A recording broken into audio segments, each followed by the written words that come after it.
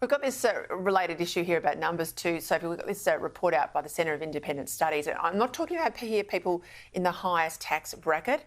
I'm talking, cumulatively across the board once you load in local government, state government and federal government taxation. But Australian households are now losing up to 45% of their income in taxes. I mean, this is significant. And we know that the tax revenues collected by federal and state governments will hit a 23-year high this year. Now, come the middle of the year, we get this $15 a week tax break. That's going to look like a drop in the ocean politically for the Prime Minister, isn't it? Well, Peter, it is. I mean, looking today at these reports, we've got over 120 different taxes in Australia. What's $15? Is that a sandwich at the local shop? I mean, you can't even buy a sandwich some places here in Melbourne for $15. I don't think it's going to make a great lot of difference. And people will welcome tax relief when they get it, but that is a very small amount. And Peter, I think these tax rates are just too high for families and households. We're all feeling the pinch, across the board, across the population now, but it feels like the amount going out in taxes each week just seems to be growing and growing.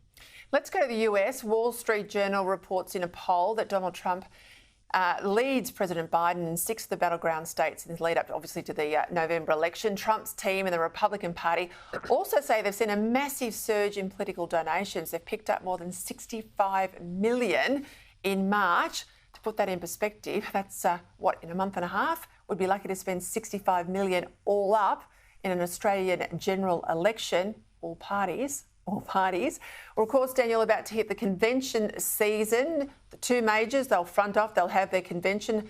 Hard to see that Trump won't be endorsed, obviously, as the Republican candidate. We could see a curveball. If we're going to see one, we'll see it from the Democrats at their convention. Or do you reckon they're going to lock in Biden, which, I'll tell you, if they lock in Biden, I think they're in trouble. Well, I agree. Look, I think they're probably stuck with Biden now. Who knows what they'll do? But look, what's so interesting to me, Peter, is every time the left tries to kill Donald Trump politically, they just make him stronger.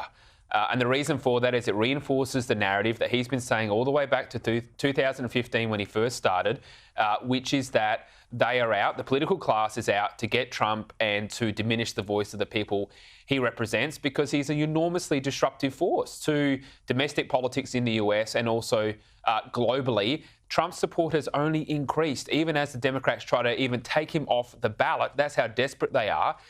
Trump's support only goes up. So, look, he's looking stronger than in 2016.